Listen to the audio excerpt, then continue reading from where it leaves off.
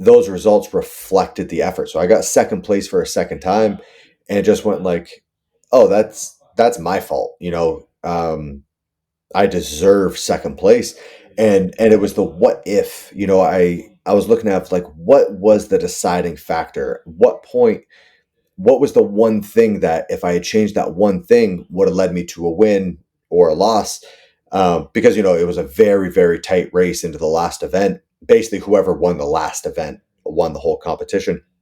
And, for me, it was like, all right, what if my sleep was better? What if my diet was a little bit cleaner? What if my training was a little more consistent? And I didn't know which variable contributed.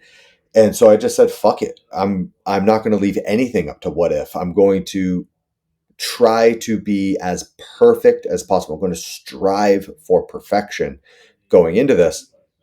And so, for that whole season, it was probably 10 months worth of a commitment. And I just made a deal with myself of, for the next 10 months, for this one season, I'm not going to have a single what if at the end of the season.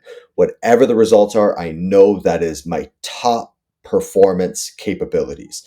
And so, I gave myself a bedtime. I gave myself a meal plan. I trained consistently.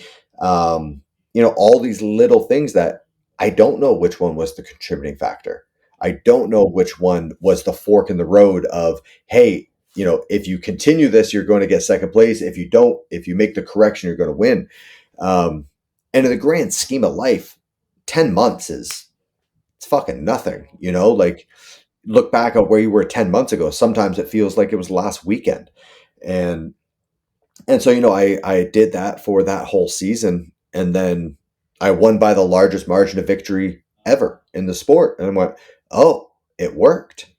Awesome. Let me double down on that. Let me find more little tiny things that I can change throughout my season to give myself the performance that I truly felt reflected my abilities.